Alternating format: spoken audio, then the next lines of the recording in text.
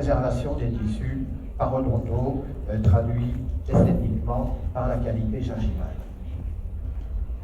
Ah, j'ai pu partir en arrière. Pardon.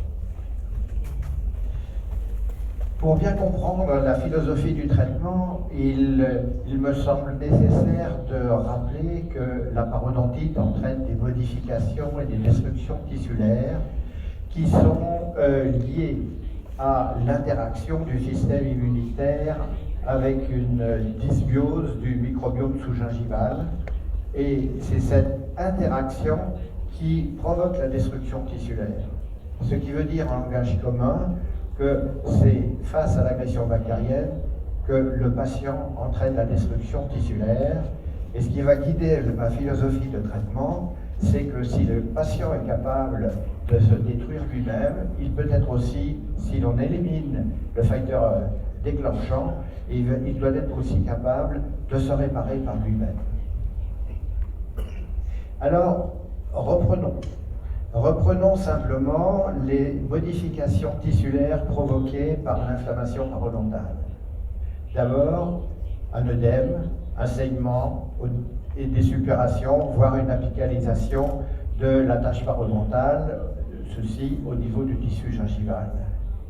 Au niveau du tissu osseux, on va avoir une déminéralisation ou une résorption. Et puis, au niveau du desmodonte, on va observer l'élargissement desmodontal. En plus, dans certains cas, l'inflammation va entraîner une migration des dents, qui est toujours associée à la déminéralisation osseuse et à l'élargissement desmodontal. Alors, pour préserver le sourire, notre objectif va être de préserver le tissu gingival, donc de réduire l'inflammation gingivale qui va permettre de préserver, voire stimuler les tissus parodontaux. Et ceci à l'aide de ce que l'on définit aujourd'hui dans le cadre de la Fédération européenne de parodontologie par l'instrumentation sous-gingivale.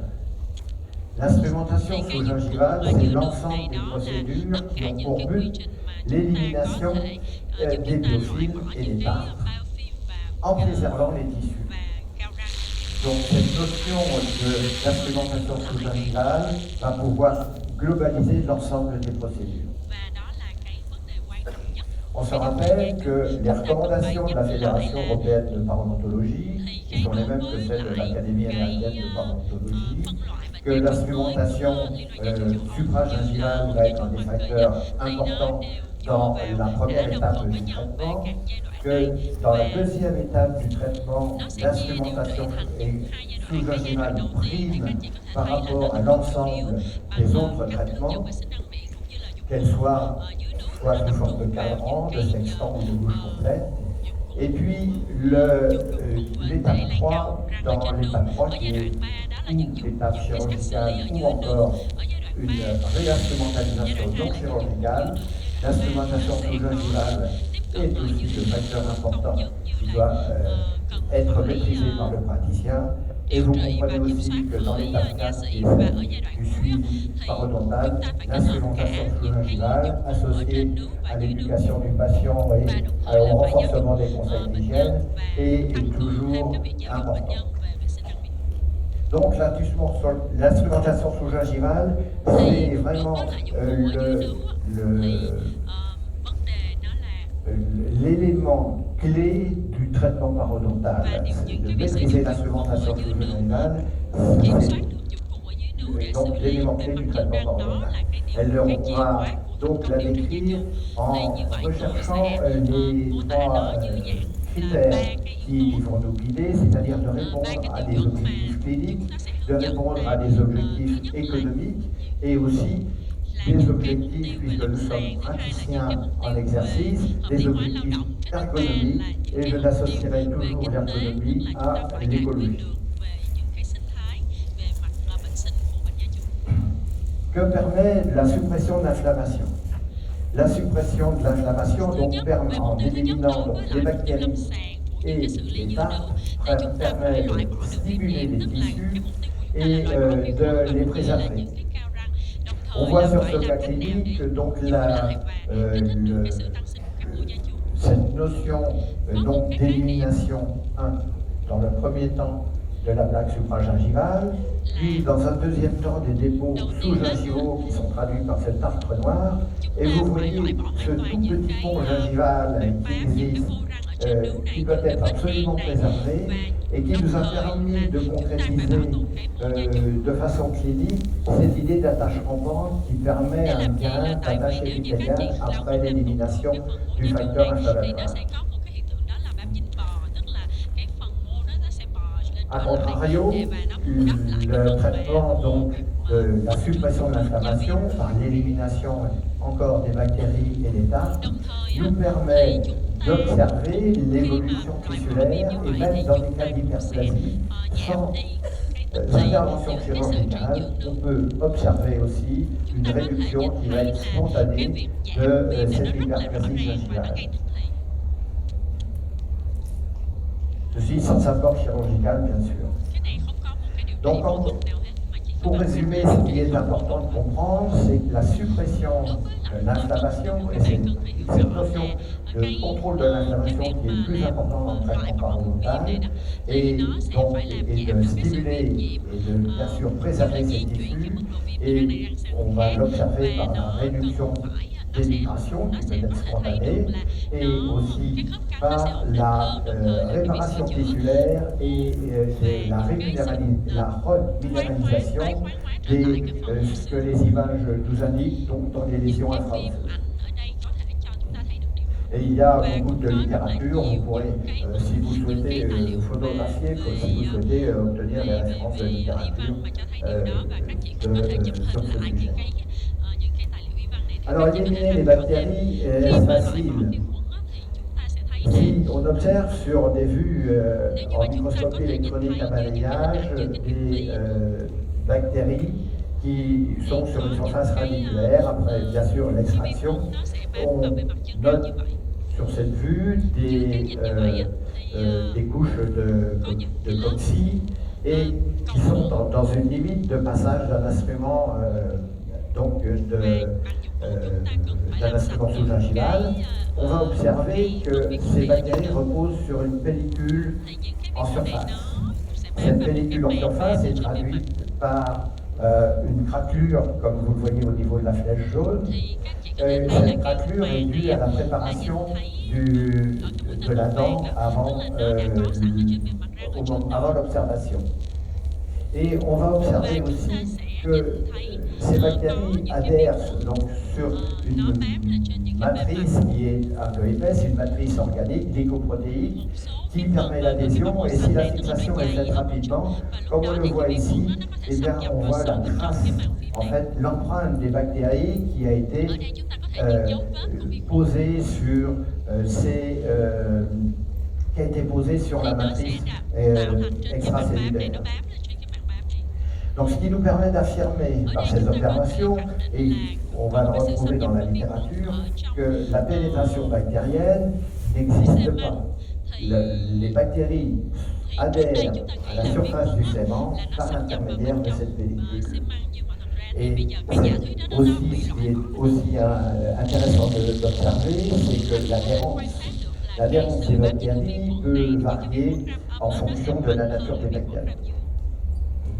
Et on peut l'observer cliniquement, certaines plaques bactériennes sont difficiles à éliminer à la brosse, avec des brosses à poils très fins, et d'autres sont plus faciles à éliminer avec des brosses à poils très fins. En ce qui concerne le tartre, il est important de connaître le tartre et de l'observer cliniquement, et ça va nous guider dans le choix et dans les devis de traitement et dans la durée du traitement. Il existe deux types de tartre, un tartre, on va dire, supragingival qui est jaune clair, qui est relativement peu adhérent à la surface de la dent, et un tartre qui est foncé, qui lui est sous-gingival, et qui va être lui aussi adhérent à la surface de la dent.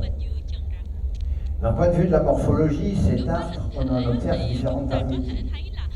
Ces tartres qui peuvent être épais, en crouche, en corniche, Ils vont empêcher le passage de la sonde ou dévier le passage de la sonde, rendre un sondage inopérant. Et puis, ils peuvent être aussi en pellicule, beaucoup plus fin, c'est ceux que l'on observe le plus souvent. Et puis aussi, ils peuvent être en spicule.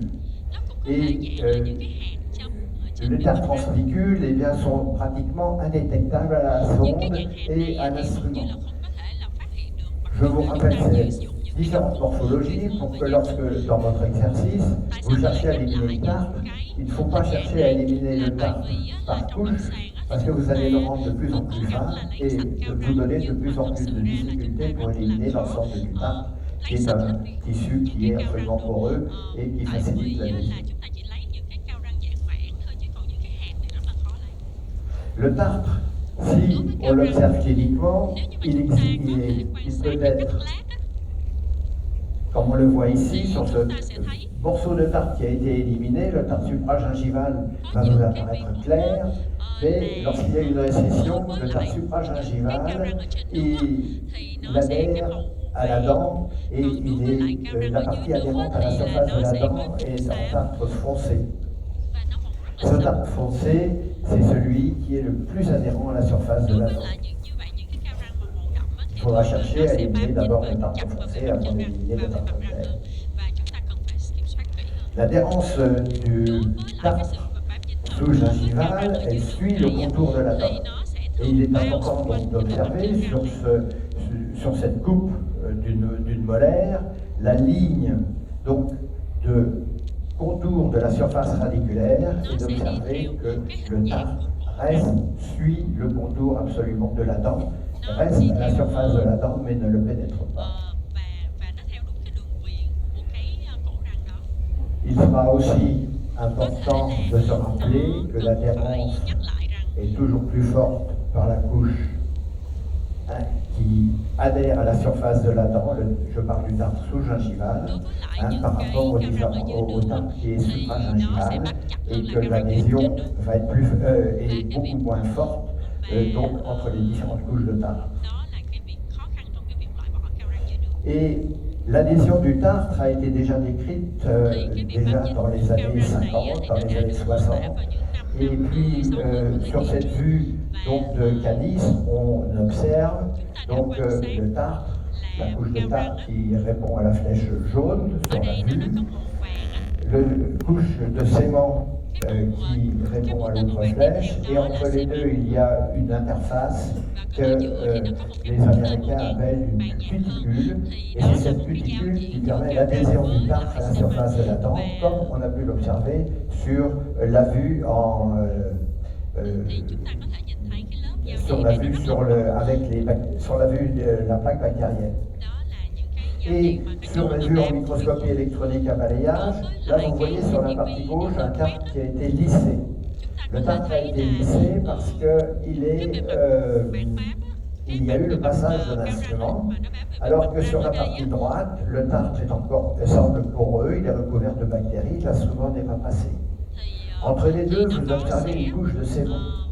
Ce sément vous apparaît vaguement nodulaire parce qu'il est recouvert par cette cuticule qui permet l'adhésion du tartre à la surface de la dent. Dans un autre type d'observation, si l'on change l'orientation du microscope sur la dent, on observe deux zones. Une zone où, à gauche, vous avez ou à votre droite, pardon, vous avez le tartre recouvert de bactéries, et sur la partie qui vous semble plus lisse, il y a cette cuticule que l'on a observée sur la vue avec les bactéries, et cette cuticule qui est déchirée par la préparation. D'une autre façon, on observe donc à la surface de la dent donc la cuticule, partie qui semble lisse, et ce front de tartre qui est recouvert par des bactéries. Et cette image va nous guider complètement dans notre geste thérapeutique. Parce que l'on va chercher à appuyer notre instrument, à appliquer notre instrument face au front de tartre pour pouvoir le décoller. Parce que vous observez, si vous observez donc cette interface qui existe entre la plaque de tartre et la cuticule qui est sous-jacente à la surface de la dent. Donc vous devez être convaincu que le tartre n'est pas inclus à l'intérieur du sément, il est en surface du sément et qu'il existe une interface qui est une liaison chimique entre les cristaux de tartre et ceux de sément et qu'il faudra désorganiser lorsque vous chercherez à instrumentaliser votre surface radiculaire. Mais il faut instrumentaliser jusqu'où? Si l'on regarde sur cette prémolaire maxillaire, vous allez observer dans la partie supérieure les paquets de fibres conjonctives. Dans cette partie médiane, vous observez le front de tartre qui est recouvert par des bactéries. Mais entre les deux, qu'est-ce qu'il y a? Du vide. Et si l'on observe à fort grossissement, on note qu'il n'existe que les cellules épithéliales sont au contact du front de tartre. Alors que sur la racine de droite, de gauche pour vous, pardon, il existe une zone acellulaire qui, entre les fibres conjonctives et le front de tartre qui est recouvert de bactéries. Cet espace